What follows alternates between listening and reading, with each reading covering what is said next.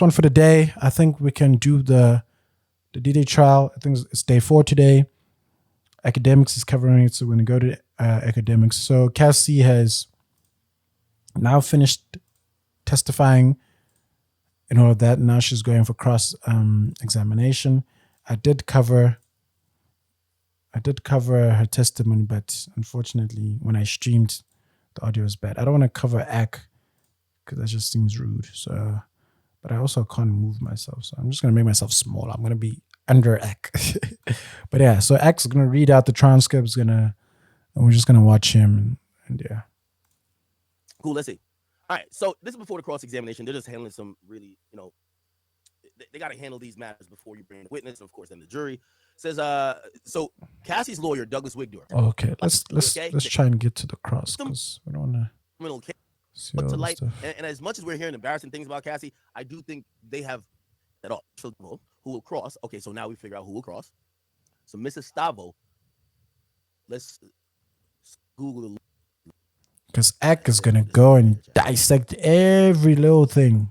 Every little thing, but we kind of just want to get to the cross examination. He's allowed, or I don't know how allowed, but he has some type of either carve out or he has some type of device, right, that he could tweet all this out. So we really only have one source, which is him. Until the other people who are in there taking notes, they come out of the courtroom, and then we could go to a couple of the different sources and see what they're saying. You get what I'm saying? So until then, we really only have this. And by the way, this is not only for us. NBC News, Law and Crimes, CNN, E News, they're all using this guy. Yeah. Everybody's using city. No one is in allowed a city to press. have a phone or electronic device in there to be able to give their own versions. You're allowed to take notes, pen and paper. That's it.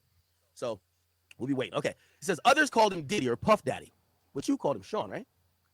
She said yes. Gustavo says, you knew a version of him that the world couldn't see, right? Then the AUSA says objection. The judge says overruled. Ventura says, in what ways? I think the objection is maybe leading, because you're saying, oh, so you knew him, like you're leading the question. You're leading. So when you're doing cross-examination or questioning or whatever, there's certain ways that you can ask questions and there's certain ways that you can't ask questions. So you can't ask a leading question. A leading question is when you are inferring an answer already. You're not giving the person the opportunity to come up with the answer. You're kind of guiding them to the answer. That's a leading question. So the other side, whether it be the prosecution or the defense, can say objection. That's a leading question. You're leading them to answer it in this way. All right.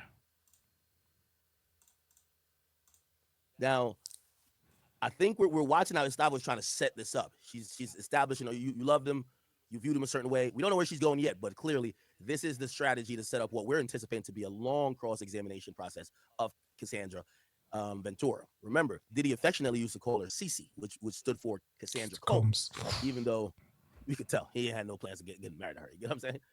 Anyway, can't stop, won't stop, huh? Yeah, we're going to see how this is. Let me tell you this all-star lineup, if not for the result, we don't know what the result of this is going to be. But what Diddy is paying for all these lawyers to be here on trial, all the paralegals, investigators, the ancillary people, administrative people, that's what comes with every time you hire one of these people that come from a high-powered firm. You're going to get access to their paralegals. You're going to get access to their administrative people. So you're compounding a team that is scouring. Like, if they're all, you got to remember, right at this moment, they're working 24 hours. A lot of lawyers work off billable hours, right? Words to my man PBD, because this is true. I know, because I see the bills. When I get on the phone with my attorneys for 20 minutes, they charge you for an hour. So when you see, like, what the fuck? What? A $1,200 phone call? What the fuck? A $1,200 phone call. Yeah. Lawyers in South Africa, please don't try this. Here in South Africa, we have the Legal Practitioners Act. So y'all niggas can't be charging us for crazy shit. That's mad. We just talked for 20 minutes. It is what it is. Diddy got 9 lawyers. They're also charging top dollar. Not only because they're going to charge a premium as Diddy. Brian Steele just came off dropping a smooth 81 points. He's charging top dollar. Mark Agnifilio is dropping top dollar. You have Tenny. You have all these other people. But also, then you got to think about it. Diddy's paying for a PR firm. Diddy's hemorrhaging cash right now. Not saying he doesn't have it. He did liquidate a bunch of things. And I think he prepared a war chest. Remember, he was trying to sell the plane, trying to sell the house. He also got a new mortgage. He refinanced, so he took some equity out to get liquid that he could start paying some bills because he knew There ain't no more Ciroc or there's no more Diageo deal. The music industry shit still pays him, but like, yo, you might need some excess of Yeah, cash. you need some quick liquid money so you can be able to pay your lawyers. Because one thing about the lawyers, as much as they're on your side and everything, but they're on the side of the money.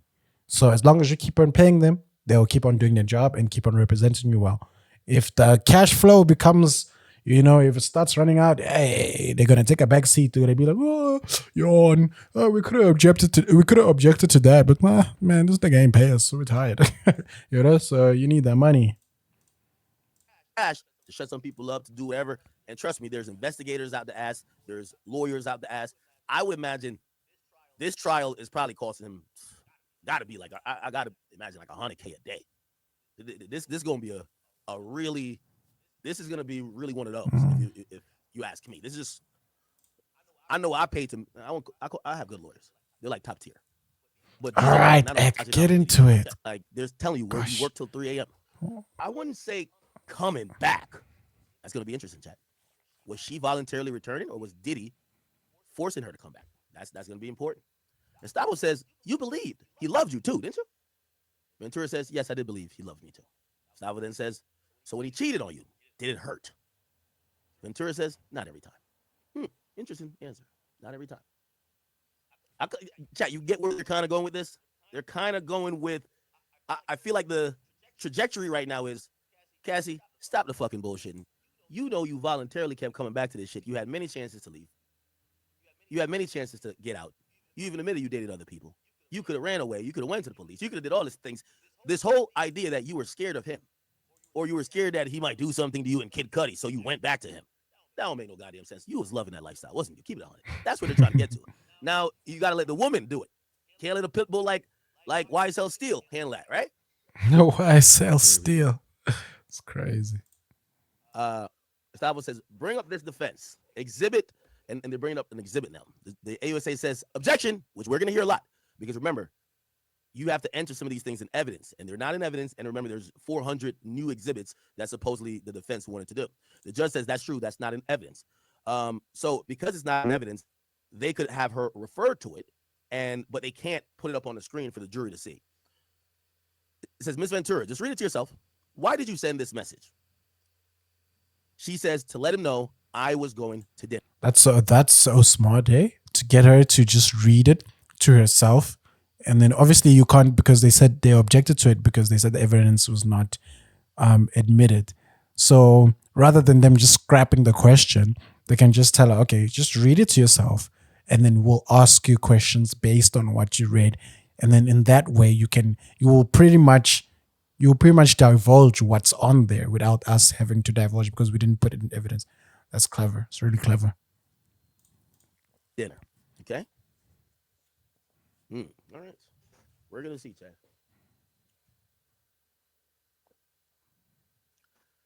Yeah, this is going to be the...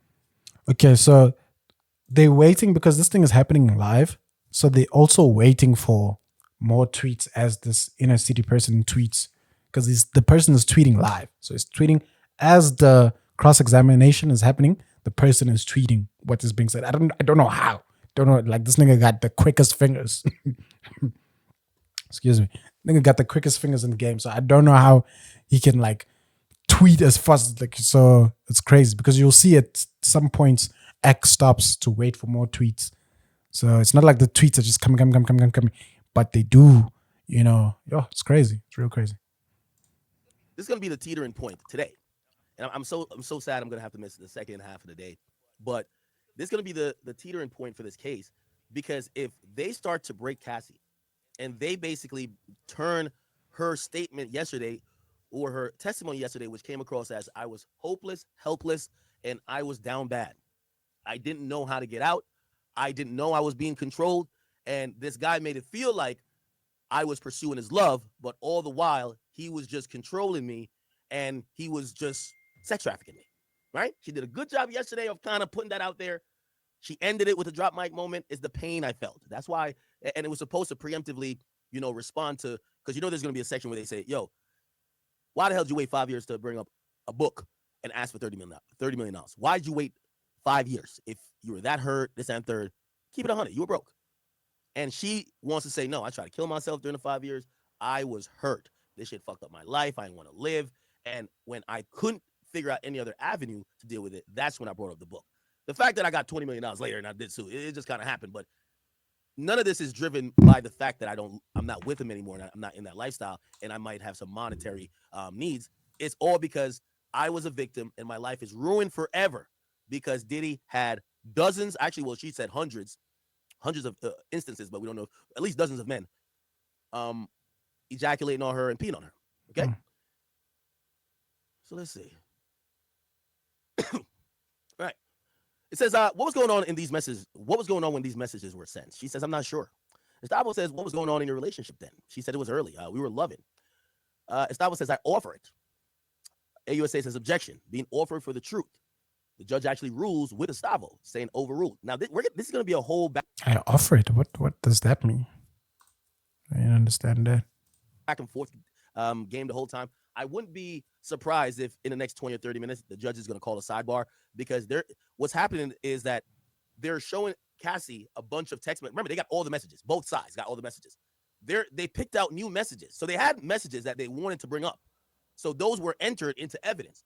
They found more messages last night, and they're showing them pictures of the messages, or it might be photos or whatever. And because it's not in evidence, the AUSA is going to say, nah, y'all ain't putting that on the screen for the jury to see. Hell no. And the judge agrees. Okay, it's not in evidence, but there's a go around. You could show it to her, and if she doesn't repeat what's on there, right, you could have a conversation about what she has seen. You get what I'm saying? So it's a roundabout way. And this is where the AUSA is kind of pushing back on this. Estavo is kind of trying to get her way, and the judge is going to either have to overrule or sustain it every single time. So now it's a real back and forth game. It's like tennis at this point. So we're going to see how this gets played, right? Now, also, you got to remember, Cassie said it was early in the relationship. She did testify very early in the relationship. Things seemed like pretty perfect. It's a honeymoon phase, chat, right? It's a honeymoon phase. 7 years in, she had claimed that she voiced frustration to him, like, yo, all we do is freak offs. You get what I'm saying? It's like, y'all ever get with a new chick, and for that first week or a month, y'all together, y'all doing X, Y, Z, y'all all over the place, y'all outside. Man, you with this chick for 2 years, man. You're like, man, leave me alone. I'm playing the game. We ain't doing nothing for 3 weeks. That's just what it is. So it looks like they got into a routine, but at least up front, Diddy was probably whining and dining, showing her a good time. She was buying into this, like, oh, this is going to be life forever. And 6 months into the relationship, or maybe a year, she gets introduced to this idea of freak offs. They do a freak off once. And I would imagine Diddy didn't say, let's do it again the next day. He probably chilled 2 months later, maybe knowing freaky ass nigga Diddy. He probably waited like a good 2 weeks and then be like, all right, let's do it again. Nah, knowing Diddy, I probably introduced it the first time. Next day, let's get it. Next day. The niggas fucked up. Niggas too fucked up. I'm sure he didn't wait too long. It probably got more and more frequent, and they stopped doing all of the other things that she probably was interested as. Like, you remember, she was a 22-year-old girl at that point. Now, her life was all revolving around the freak offs, and she tells him 7 years later, like, yo, bro, all we're doing is fucking. Like, what are we doing? Right? Now, this is where I'm going to ask you guys. Do you think this constitutes sex trafficking? Because what I think what Diddy was kind of doing was like what a lot of guys do to a certain extent. I'm not saying every guy does what Diddy does. As things became more mundane later in the relationship, and all they're doing is freak offs, Diddy is starting to almost like let her know, don't worry, like, yo, you're Cassie Combs. Like, almost giving her that false hope. Like, nah, don't worry about that. We finna get married. Like, we gonna lock in. And that's the type of thing that I believe she was always having that hope that she was gonna either have kids for Diddy. You know, we heard Roger Bond say that she would ask other people to be like, yo, could you try to bring it up to Sean about getting married to me or having a kid with me? Like, I get what Ek is saying, but I don't think so, because already earlier on in the relationship, she already endured the freak offs. She already endured the abuse. She already endured the drugs and all of that. So now you're thinking to yourself, is this really somebody that's marriage material? Is this really somebody that you would want to get married to, who's making you do all this shit and who's putting you through all this?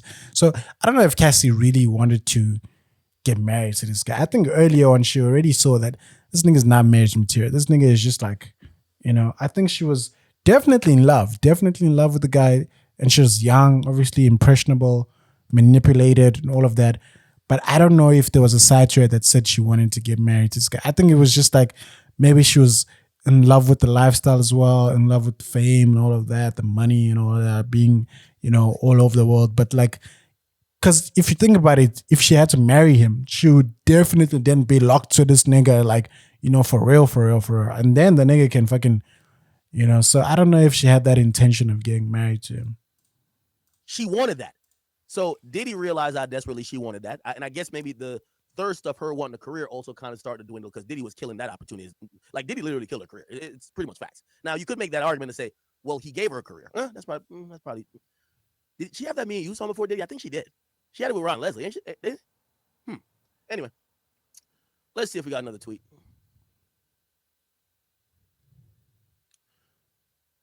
So what I took from it was early, we were loving, is that she was like, that's a honeymoon phase, right? Gustavo says, could you please read? Ventura says, I wrote, I love you. Smiley face, I'll fly anywhere for you. I love you, Cass. Now this is a good strategy to start out. That doesn't make sense. So they're reading text messages. I don't know. This part doesn't make sense. They're reading text messages, and then Ventura says, I wrote, I love you. Smiley face, I'll fly anywhere for you. I love you. Oh, and then and then she's initialing it, Cass, her. I thought the person was saying, I love you, Cass. Because then I was like, why would Cassie say she loves herself? Yeah. But I guess she's initialing the message to say that it's from Cass. Okay. How you claim you're getting sex trafficked? You didn't want to go to these places. You didn't want to do any type of freak offs. You were doing it against your will, but you're sending him messages saying, I love you. I'll fly anywhere for you. I love you. Now, again, there's still a way to look at this like, hey, she's being coerced. Even though she says this, she's saying this under duress. But whatever. I'll digress on that point. Let's keep it going. Gustavo establishes that this is a 2009 email. And AUSA says, objection, hearsay. The judge says, Gustavo, ask more questions, please. Again, you're going to keep hearing these objections. And I'm telling you, he's going to go to a sidebar eventually, or at lunch, they're going to argue more about, what's up with these exhibits, right? Gustavo says, from BlackBerry, what is BG? BG is baby girl. Baby girl. Let me see it. Put your hands. Let me see it. Okay. All right.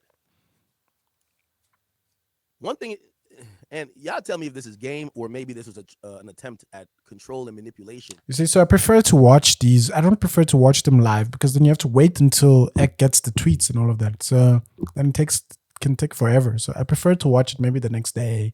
You don't have to watch the shit live to just know what's happening live. You can watch it the next day and be clued up the next day. I think it's easy that way because then, he would have already had all the tweets and everything he would have read. Because Ek streams for fucking hours. Like the past 2 or 3 days is done. An 8-hour stream is done. A 10-hour stream is done. An 11-hour stream. Imagine. So the nigga goes on. The nigga really goes on. Obviously covering different topics and stuff, not just covering the trial, but in between covering different topics when they go to lunch and all of that. So, yeah, but I think for my sake, we're going to stop it here. But I'm definitely going to watch it tomorrow. And if there's anything that's a bombshell, anything that gets revealed that's interesting, I'll cover it as well. And then I'll also cover Day 4 as well with Ek. And then, yeah, I think that's all for today, man, guys. Thank you so much for watching. Don't forget to subscribe to the channel. Hit that like, comment, let me know what you think. And yeah, it's your boy Isha. See you in the next one. Bye.